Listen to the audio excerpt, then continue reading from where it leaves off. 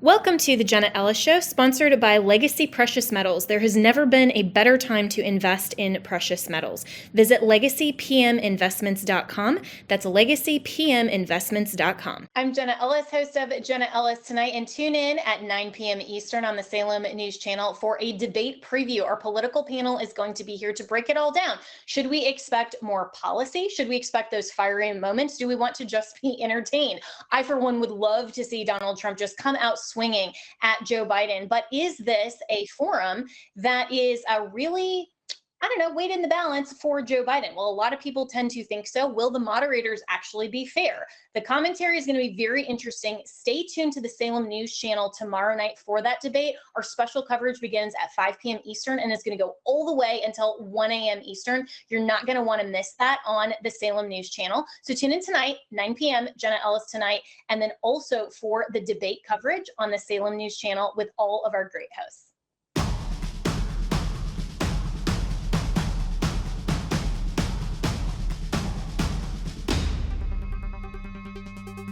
My fellow Americans, we are experiencing instability at every level. Our government lacks leadership, and Bidenomics has been an absolute disaster. The economy is in a fragile state. Inflation has been a consistent issue, and high interest rates have put significant pressure on the real estate market.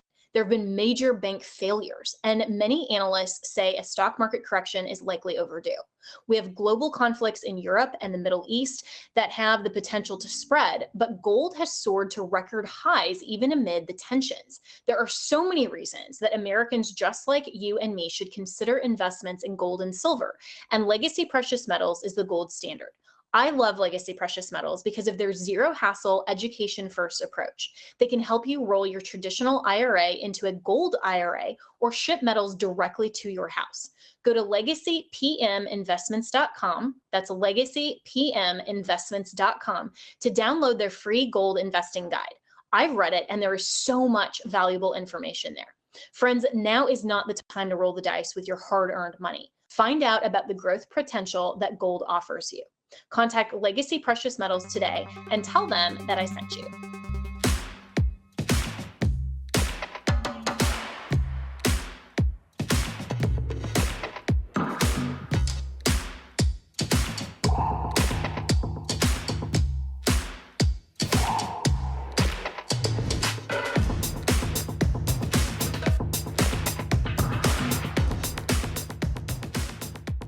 Good evening and welcome to Jenna Ellis Tonight. So breaking earlier today, the Supreme Court issued its opinion in the Murthy v. Missouri case. And of course, you will recall that is the case that dealt with censorship of individuals on social media and other platforms from the Biden administration that was shown from the documents to collude with those social media giants to censor information during the COVID pandemic. And in a 6-3 opinion, Justice Barrett, actually writing for the majority, said that the plaintiffs lacked standing to pursue the case onto the merits. It seems like standing has just become this kind of false flag that the Supreme Court uses anytime they don't want to reach the merits. And Justices Alito, Thomas, and Gorsuch were in the dissent and rightly said, in my opinion, that in the dissent that the court should have reached the merits, that this is a critical First Amendment issue, and that they should not have ducked facing this particular case and opinion. So what happens now is that it's just remanded back to the lower courts for further proceedings,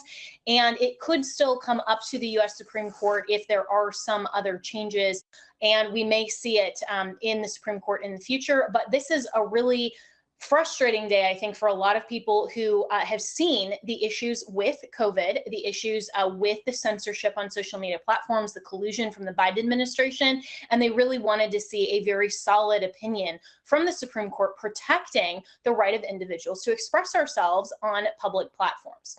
So turning to another story with Julian Assange, this coming from CNN.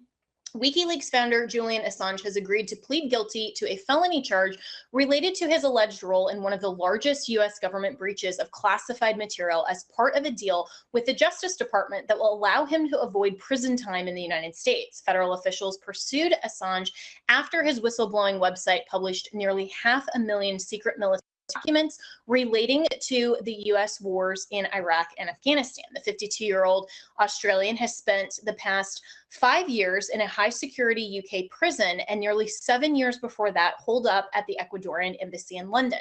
The new plea deal allows Assange to return to Australia as a free man, but not until he's made a court appearance in a remote U.S. territory in the Pacific. So joining me now is Auron MacIntyre from The Blaze to comment on Assange. And also, if you want to weigh in on the Supreme Court decision, Auron, your thoughts overall on how our country is conducting itself. I'm not really that impressed with the Justice Department or the Supreme Court today. Yeah, I'm with you on the Supreme Court. It's obviously a critical case that needs to be heard. And the fact that they went ahead and sidestepped it leading into a presidential election is a very bad sign. That's basically a green light for the Biden administration that they continue their program of manipulating social media content, working with these big tech corporations to go ahead and censor anything they don't appreciate. You can still have the different intelligence agencies going back and forth with possible tracking or suppression of knowledge. That's an absolutely devastating thing to have going into election. That's going to lower the trust, and it should lower the trust of people during the election. I understand that the court did not want to take action right before election. They don't want to be seen as making significant changes right before we go into a major contest, but that is a huge mistake. It will only create more problems going into this election. Shouldn't try to avoid being political by basically being political. It shouldn't matter whether we're in 2024 or whether we just had a presidential election. It shouldn't matter. They should be the independent, non-political branch that takes cases as they arise on whatever time frame. And this was a very important First Amendment decision. So I'm with you, and I think that it was really unfortunate to see Justice Barrett, especially writing that majority opinion. But let's turn to Assange, because interestingly, Vice President Mike Pence posted on social media after saying that Assange should have been prosecuted to the fullest extent of the law because this was during a time of war and it had impact on the U.S. military. I kind of think that that's the entire point of the First Amendment protections of journalists. I know he's an Australian, but if our Justice Department is prosecuting him, still has the same constitutionally protected rights as anybody else. And so to say that as a journalist who is simply publishing information that whistleblowers and others, I mean, we remember where he got these documents, that publishing those and actually holding our own military and government to account for what looks like war crimes. I mean, this isn't something I think he should have been prosecuted for at all. Yeah, especially since Bradley Manning has already been pardoned because he went ahead and transitioned. And so now he's a holy class that allows him to escape any kind of punishment. But the fact that the actual leaker, the person who's a real soldier who really took an oath of office, is actually bound, or rather an oath of loyalty, is actually bound by that oath, that person has been let off the hook because they have the right identity politics. But this man has continued to suffer continuously in having to hide out in foreign embassies and then being held in a prison for years on, and it is absolutely ridiculous. Ultimately, these types of leaks are often judged by how people feel retroactively about the war itself. And the fact that Iraq and Afghanistan have now been recognized by both left and right as a foolhardy adventure, if not a full-on disaster, and that the way that those wars were prosecuted was unacceptable. The fact that that has now become kind of the consensus opinion means that most people are pretty sympathetic to this move on Assange's half. Now, the Biden administration has gone ahead and said that they did not take this action, that they are not responsible for it, that it was the DOJ making an independent decision, and they were not encouraged by the White House. So it's kind of a strange maneuver. It feels like they wanted to take this possible pardon off Trump's plate so that it couldn't be used as a weapon during the election, as a conversation or a talking piece during any given debate, but they also didn't want to own this action at the same time.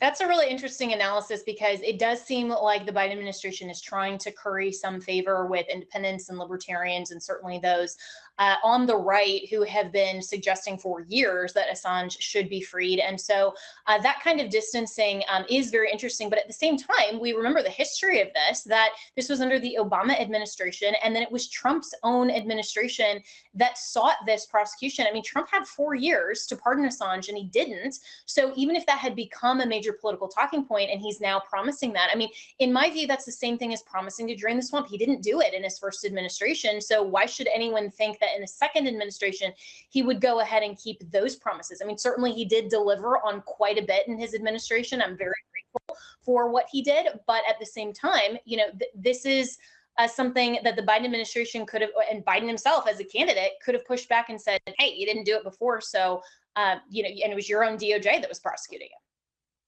No, it's a very fair point. It's a very fair criticism. He absolutely should have done that previously.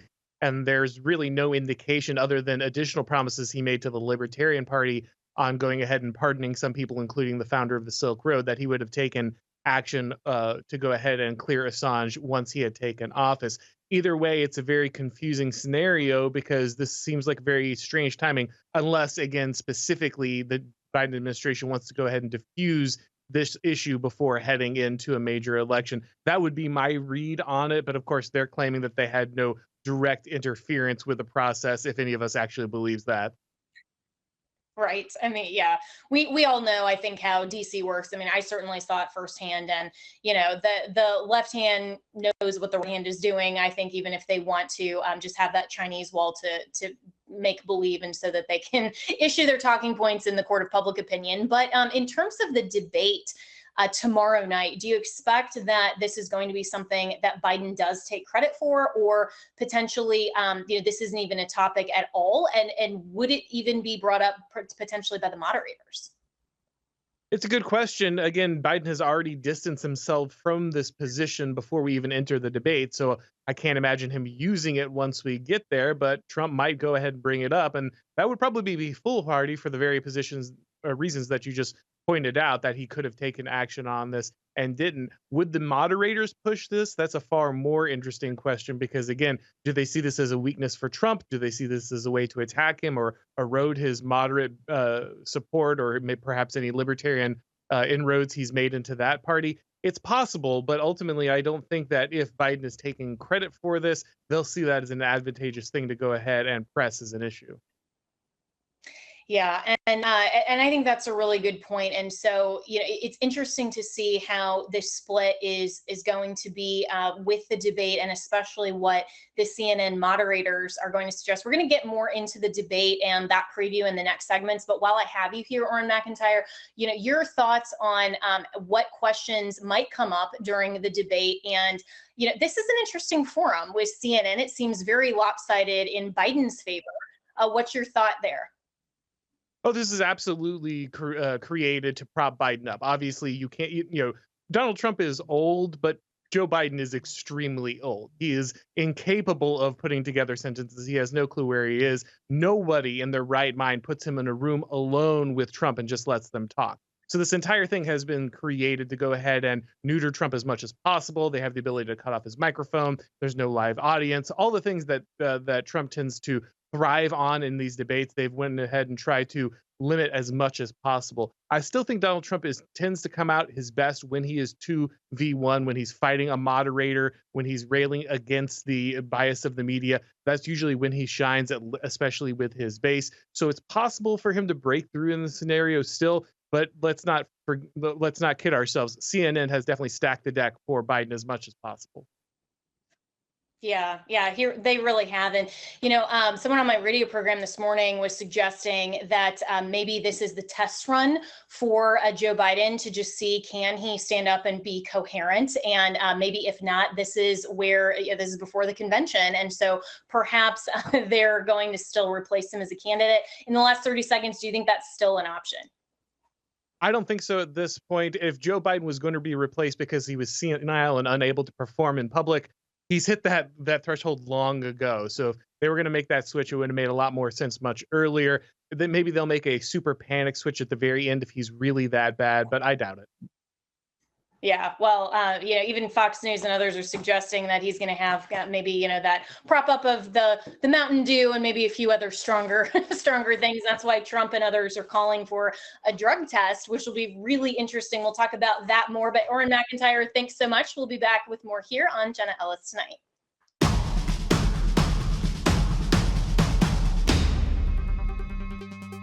You might have heard my friend Mike Lindell and MyPillow no longer have the support of their box stores or shopping channels the way that they used to. They've been part of this ridiculous cancel culture, so they want to pass the savings directly onto you by having a $25 extravaganza. When Mike started MyPillow, it was just a one-product company. With the help of his dedicated employees, they now have hundreds of products, some you may not even know about. So to get the word out, I want to invite you, my listeners, to check out their $25 extravaganza. 2 multi-pack use MyPillows are just $25. MyPillow sandals, which I have and love, are only $25. Their 6-pack towel sets, $25. Brand new 4-pack dish towels, you guessed it, just $25. And for the first time ever, the premium MyPillows with the all-new Giza fabric, just $25. And orders over $75 will receive free shipping too. This amazing offer won't last long, so go to mypillow.com and use the promo code Jenna, that's Jenna, or call 1-800-564-8475. That's 1-800-564-8475, or go to mypillow.com today, but use the promo code Jenna for all of these great discounts at the $25 extravaganza.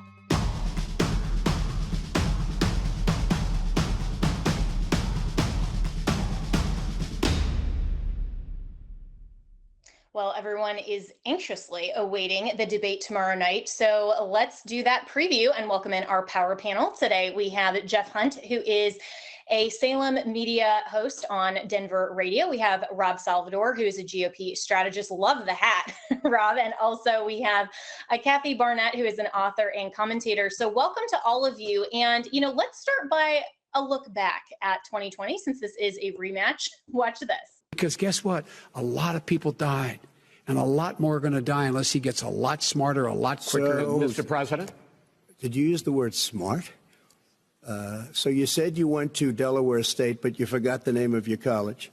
You didn't go to Delaware State. You graduated either the lowest or almost the lowest in your class. Don't ever use the word smart with me. Don't ever use that word. Oh, give me a break. Because you know what? There's nothing smart about you, Joe. 47 years you've done nothing. Let's have this debate. And if you would have had, let me just tell you something, Joe. No, if you would have had the charge of what I was put through, I had to close the greatest economy in the history of our country. And by the way, now it's being built again. You see, and We're going to get to the fast. economy in the next segment, sir. Okay. It's going up fast. Okay. All right, so we all remember that back and forth, and CNN is taking a different tactic where they're saying they're going to cut the mics. There's not going to be that back and forth and just total argument. So how is Donald Trump prepping for the debate? Well, he had these comments to Newsmax yesterday.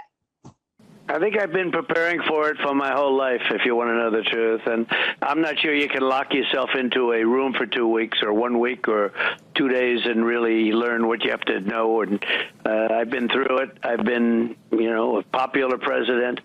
We had some great elections and some amazing, number of votes. Nobody got more than we got. And, I know the subject. Now, they make it cute because it's obviously at CNN, and I call it fake news for a long time. We'll see how they do it. I think they have a lot at stake, to be fair. I think they have to be fair.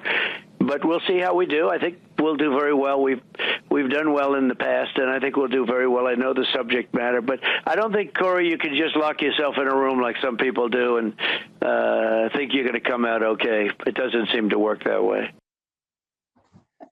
Like some people. All right, well, Jeff, what's your take on what we can expect from the debate tomorrow night? Well, first of all, Joe Biden looks like he's 30 years younger in that first clip. Oh, my goodness, I hardly even recognize him. He's gotten so old and frail since. Look, there's lots of techniques and approaches that Trump and Biden can take to this debate. I would like to see Donald Trump come out like the MMA fighter he is. He's been doing this the last few years. He's been attending MMA. He walks out like he's about to engage in the fight. I'd like to see that. I know a lot of people want to talk policy, get into that. Oh, that's boring. Come on. We got the 2 Republicans and Democrat nominees going at it. I'd like to see more of a fight between them than just a policy discussion. But one idea is that Donald Trump controlled Joe Biden. Wear an orange jumpsuit, lick an ice cream cone, wander around like a Roomba, like Joe Biden does when he's on stage. So I would like to see it a little bit more entertaining than just a policy discussion. Yeah, well, Kathy, there was no better troll than Vivek Ramaswamy on that debate. I know you worked for him in the primary campaign, so he's going to be attending the debate tomorrow night. Do you think he's going to have some of those troll tactics for Donald Trump? My hope is that Donald Trump does the complete opposite of what was just mentioned as a suggestion. We need focus. And if you remember back in 2020, with that particular clip that you just showed from that first debate, Donald Trump lost a lot of opportunities. He lost some golden moments right there, trying to be a little too cute, trying to be a little too aggressive. People are suffering. When I was on the Vivek Ramaswamy team, I was all about the grassroots. I spent a lot of time with the people on the ground. People are suffering. Donald Trump needs to go into this debate focused with a very clear eye. He understands that there's going to be a lot of shenanigans being thrown at him. And in fact, my hope is that Donald Trump goes in and forget all about the labelings of Democrats versus Republican. Many of us recognize that there is a uniparty at play here, that a lot of people we would consider Republicans are behaving very much like a Democrat. He needs to go in and let the banner that he talks from be about good versus evil. Because that is really what it is that we're seeing on the ground, whether we're talking about little children bodies being mutilated with this farce of a transgender movement, whether we're talking about open borders and how these illegals are flooding into our country, killing Americans, and everyone is like, oh well, move on to the next story. This is truly a conversation about good versus evil. Yeah, well, Rob Salvador, I think you're the tie-breaking vote. So, I mean, this is a format that is geared a lot more toward trolling and entertainment. So what's your take on Trump and how he should proceed with this debate? Sure. So I'm going to take the safe middle road, but I also think both the other panelists are right. On one hand, I think if you can make Joe Biden feel uncomfortable, you're going to throw him off of his game. And as we know, his entire game is going to be a blueprint that was planned out this last week. That's why he's in hiding. So if you could have Trump attacking him and taking him off that game, making him backpedal, I don't think Joe Biden cognitively is comfortable backpedaling like that. So I think it could really be a good weapon for Trump to go at him, but not too much to where you drowned out the issues. That clip you looked at in 2020, the broader narratives were not on Donald Trump's side, and that's why he lost. COVID was not on his side at that point. The economy at that point wasn't on his side because we were shut down. Now it's the opposite. The broader narratives are not on Joe Biden's side. The economy is terrible. The border is wide open. As Kathy alluded to, they are suggesting and doing mutilation of children in schools. So if Trump can take his great personality, attack a little bit, but hit Joe Biden on those issues, the things Americans care about, I think he can get the combination of the pop and the Hollywood and the glamour and the excitement that everyone likes about him, but also get those swing voters to say, hey, you know what? I might not be a huge fan of Trump, but I'm a fan of the economy. I'm a fan of a closed border. So I think Trump should take that middle road. He should attack where needed, Biden off of his script, but he should also lean into the broader narratives which are on his side right now, which none of them are supporting Joe Biden because it's the worst country we've seen in a long time.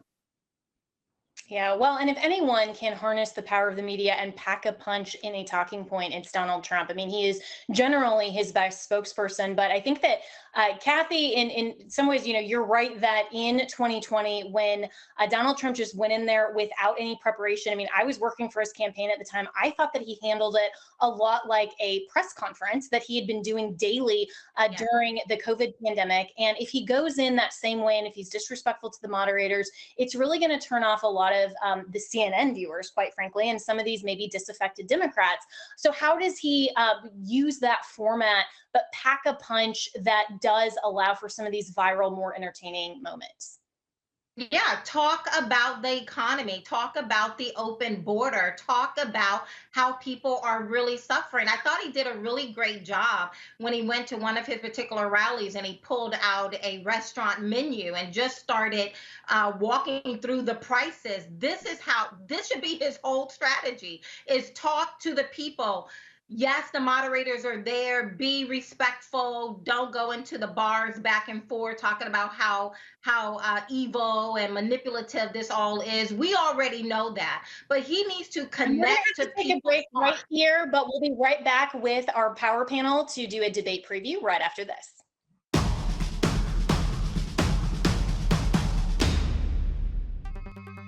My fellow Americans, we are experiencing instability at every level. Our government lacks leadership, and Bidenomics has been an absolute disaster. The economy is in a fragile state. Inflation has been a consistent issue, and high interest rates have put significant pressure on the real estate market. There have been major bank failures, and many analysts say a stock market correction is likely overdue. We have global conflicts in Europe and the Middle East that have the potential to spread, but gold has soared to record highs even amid the tensions. There are so many reasons that Americans just like you and me should consider investments in gold and silver, and Legacy Precious Metals is the gold standard. I love Legacy Precious Metals because of their zero hassle, education first approach. They can help you roll your traditional IRA into a gold IRA or ship metals directly to your house. Go to legacypminvestments.com. That's legacypminvestments.com to download their free gold investing guide. I've read it and there is so much valuable information there. Friends, now is not the time to roll the dice with your hard-earned money. Find out about the growth potential that gold offers you. Contact Legacy Precious Metals today and tell them that I sent you.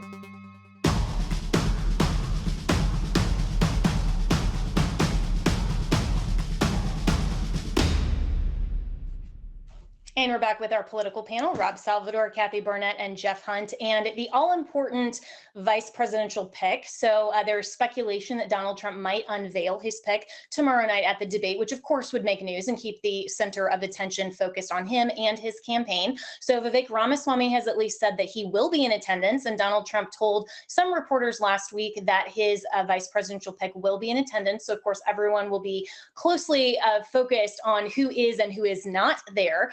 But Jeff Hunt, who is your top pick or several for Donald Trump? I think he's got to include a lady. I want to see Tulsi Gabbard or Sarah Huckabee Sanders on that list. I think they would do a wonderful job. I think it's where his biggest weakness is primarily with independent, college-educated women. I would like to see someone like Tulsi. I've gotten to know Tulsi over the years. Fantastic. She would be great. Same thing with Sarah Huckabee Sanders. I don't want to see some unknown dude that I don't really know his name or what he's done. That's not interesting or compelling to me. Make sure to include a lady in your pick for vice president, in my mind. Yeah, I actually really agree with you. And Sarah Sanders, Governor Sanders from Arkansas, is my top pick. I think that even though we shouldn't play identity politics, we kind of do. And the vice presidential pick is really important for this November for both candidates, because let's be honest, they're both going to be past 80 at the end of the presidential term. So the vice president may ultimately have to take over those responsibilities potentially. But Kathy, you worked for Vivek. He is going to be in attendance. Do you think that he will be the pick? Well, let me just double click on what has already been stated. I mean, as the minority on your panel right now, let me just say, as a woman, as a Black woman, identity politics should not be a part of the conversation within the Republican Party. I am a woman, yes, but I am more than just my uterus and my ovaries. We need to be talking about ideas, and the best person who has articulated our values better than any other Republican in my lifetime for sure is Vivek Ramaswamy. And so as Donald Trump is going, now we all know he's not known for his HR decisions, but if we could pull a Hail Mary and he can move beyond whatever rubrics he typically uses to decide who is going to be employed as a part of his administration, my hope is that he include in that rubrics going beyond him, going beyond 2028. And where do we want to take the America First, Make America Great Again, the conservative movement? Because as of today, conservatives, we haven't been able to conserve anything. As a Republican Party, we have lost almost every single thing that matters to us. We've even lost the high ground of how to define what a woman is. And so we need to get to the things that really matter, principles, ideas, what it is we're supposed to be conserving, because right now we're not conserving much. And in that, I come back to not identity politics as a Black woman who grew up very impoverished. I'm throwing those things out the window, and in hopes that we can focus on what really matters. Those are our principles, our values. No one has articulated that better than Vivek.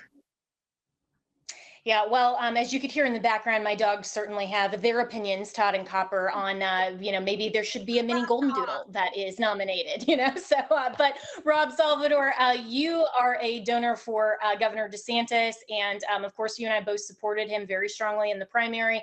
Do you think that he's going to be the pick, or who is your top choice in the last minute we have? Sure. So obviously, I love Governor DeSantis. I think they would be great together. I don't think that happens, even though there's still a lot of polls showing he's very popular. I've said that could be a dark horse this whole time. So that's definitely one of them. My understanding, at least some things I've heard, is that 20 definitely in the decision-making play for Trump, and he also wants someone that the deep state might be afraid to remove him or throw him in jail or worse. So from that perspective, I can definitely see a Vivek or a J.D. Vance. I do love the Sarah Huckabee Sanders angle. I just think nowadays you have to mathematically look at independent and swing voters. So I think she's an option, but you have to give Trump kudos because every day there's a new rumor that everyone thinks is true. Well, we won't know until we know, but we're going to take a break here and we'll be right back with our political panel right after this. Big tech, big government, and the progressives have done everything they can to silence truth and sanity. But there's a secret weapon that they can't touch. 1 year ago, a new streaming platform, the Real Life Network, was launched to provide a desperate world with much needed programming, free from the overreach of government and media. Go to reallifenetwork.com and subscribe for free. And when you do, you'll receive an ebook, Countdown, God's Ultimate Endgame, as their way of saying thank you for Pastor Jack Hibbs. When you sign up, you'll have unlimited access to 100 programmers who deliver outstanding, truth-filled, hopeful entertainment for the whole family. I'm proud to be among them, as you can find Jenna Ellis Tonight and several of my interviews on Real Life Network. Subscribe now at reallifenetwork.com and get a free digital download of Countdown, a book from Real Life Network founder, Pastor Jack Hibbs. That's reallifenetwork.com for your free ebook and access to amazing content today.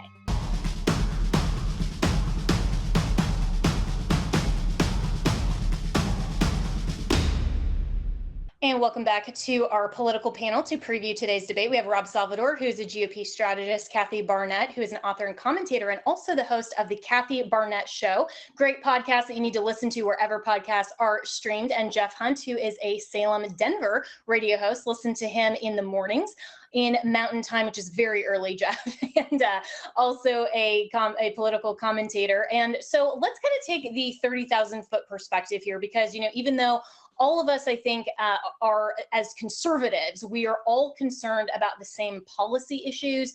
And there's a lot of chatter, at least on social media, that some Republicans are not really willing to coalesce behind Donald Trump. But what is the other option? Well, Kennedy isn't going to be on the debate stage, and there's a lot of really, I think, disappointment coming out of his campaign, at least for conservatives, especially on life issues, other things. So should conservatives simply coalesce behind Donald Trump, regardless of the issues that some of us, I think, rightly disagree with?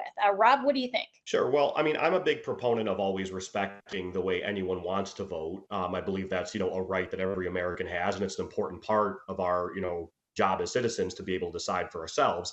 That said, my worry in, not voting Trump at the top of the ballot or voting for someone else who won't win is that Biden could very well make structural changes that impact future elections. You saw what happened today with the Supreme Court basically saying that big tech can censor people if certain processes are followed. So my worry, as much as I respect anyone's right to vote how they want, is if Biden gets 4 more years, he might impact and change the system to where their 2028 or future elections for Republicans are very difficult to win. So that's why I think, Donald Trump is obviously 1,000 times better than Joe Biden. And, I would encourage people to vote for him and make sure that this country doesn't continue to be ruined. Yeah, some really good points. And Jeff, with that Supreme Court decision, it was interesting to see that Trump's nominee, an appointment, Amy Coney Barrett, was the author of the majority opinion there.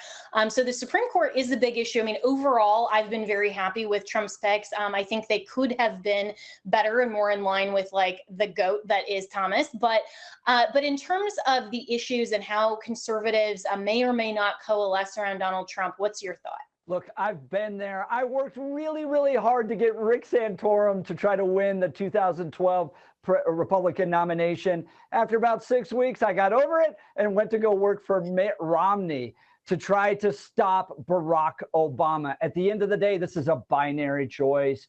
It's between Donald Trump and Joe Biden. We've seen both of their leaderships. Do I agree with everything that Donald Trump does? No, of course not. But guys, he's 100 times better than Joe Biden. Joe Biden drove this country into the ditch. It's time to get out of it. It's all in for Donald Trump and for MAGA this election, whether or not you voted for him in the primary or not. It's time to get behind him and stop Joe Biden. That's all that matters this election. Yeah, well, bold choice admitting that you worked for Mitt Romney, but I voted for him, unfortunately, too. So because it's a binary choice, and regardless of how people end up later in their career or what we agree with or disagree with in terms of Trump, I mean, he is 1,000 times better in terms of policy, and then there will be more opportunities for conservatives to put people in the administration. I mean, I know Heritage and AFPI and other conservative organizations are already looking to populate the administration. So Kathy, what's your take on this, and what's your message to conservative voters that maybe, really haven't turned that corner yet and they're not sure about Trump? Yeah. Well, listen, I am conservative. I was conservative long before Donald Trump came onto the ballot. But, and as you've already mentioned, I was the national grassroots director for the Vivek Ramaswamy presidential campaign. So I, like many other conservatives, we were looking for a different option than the ones we knew were going to be on the ballot. And, I can appreciate all that Donald Trump has done. But at that particular time, I did not want to put all of my eggs into a basket that I knew had 99 different federal charges against him. I didn't think that was a smart move, but the people spoke. Now here we are. And really, as Robert have already said, there's only two people on that ballot. It's going to be between Donald Trump and Joe Biden. And whoever wins in November, our nation is going to take a very definitive pivot in one direction or the other. And so because of that, I would be voting for Donald Trump, and I would be voting for all Republicans up and down that ballot, even some I'm literally going to have to hold my nose for. Why? Because it's something you just said, Jenna. We need to win, and we need to win and with the hopes of getting better people in office. But that does not mean we give Donald Trump a blank check. We need to hold his feet to some extreme accountability. A couple of weeks ago, he went on a podcast saying he's going to give every foreigner who graduates with a 2-year or 4-year degree a green card. Absolutely not. That will not be happening. And we should make sure that does not happen, right? So we don't have to give Donald Trump a blank check and let him say and do whatever he wants to do. These next 4 years, by the grace of God, if we get a reprieve, and God should so shine upon us to not give us what we deserve, but allow us this opportunity to get someone better than Joe Biden in office. My job is to perfect the Republican Party by holding their feet to some extreme accountability so that we can have better choices in 2028. Yeah, really well said, Kathy. And Rob, I really love what Kathy just said in terms of still holding Donald Trump and anyone in his administration accountable. And that, I think, is even before the election. I mean, so many Republicans and conservatives and the MAGA, fans on social media would like to say, oh, stop the infighting. If you criticize anything about Trump, you're just contributing to Joe Biden. I think it's actually helpful to see that when there was such an outrage to that exact policy, Kathy, that there was enough of an outrage outrage that his campaign kind of had to dial it back. And, Caroline Leavitt came out and said, oh, this is just going to be for like the top performing degrees and some of those things. And they had to cabin it into something that was actually palpable. And so, Rob, in terms of just the narrative, regardless of the debate tomorrow night, but heading into November, is there a way for conservatives to actually coalesce behind Trump, but still, as Kathy, I think, rightly pointed out, hold him accountable? Yeah, absolutely. I mean, accountability is very important. And I think he's bringing people around him who are helping him to be more accountable. I mean, I think Vivek's a good option, a good answer there. I mean, look at crypto. Trump was against crypto. He brought someone in like Vivek who knows about crypto. And now Trump has leaned into crypto, which is a big win for him, both financially and for the freedom of, technology in the United States. I think, yeah, you can understand that, the president of the United States means a lot online and on TV. But in the executive branch, he's one person and part of 3 full branches of government. So just broader narratives that are good for Americans tend to help, even if Trump can't do it himself. So he didn't get that border wall built the first time. But that broader narrative of the need to shut down the border penetrated throughout the country. And so even just talking about these things where state and local governments and counties can get involved and take action at the local level helps the American people. So yes, we definitely, to Kathy's point, we really want to make sure we hold Trump accountable. Statements like that green card statement, that was kind of silly, but credit where due. Trump talked for an hour on that podcast nonstop. Biden can't talk for 3 minutes. So yes, when you talk for an hour straight, you're going to say something silly. But the good part is, look at how many people around Trump came out to say, no, we're not going to do that. That was a little bit of a stretch. Maybe we'll work on something else for bringing, good immigration for skilled workers, but certainly not what he said on that podcast. So I think there's a very good balance of bringing in the right people to hold him accountable, while also appreciating the broader narratives he brings to the United States around a good economy, a strong border, not allowing these things in schools, stopping the weaponization of government. So I'm confident that he'll have some better people around him, and so far, so good. All right, well, last 30 seconds, Jeff Hunt, last words. You and I are both older millennials. What about the generation gap from Trump and Biden? And the young voters seem to prefer Biden, unfortunately. I actually think that's changing because there's no opportunity anymore. The American dream is dead, particularly if you're part of Gen Z or if you're a younger millennial. You can't buy a house, you can't get a job, everything's more expensive. What happened to the American dream? Joe Biden didn't deliver. That's why I think there's some real opportunities for Donald Trump there to pull in some younger folks that maybe traditionally wouldn't be joining the Republican Party so young in their lives. Hopefully so. All right, well, panelists, thanks so much. We'll be right back with more here on Jenna Ellis Tonight.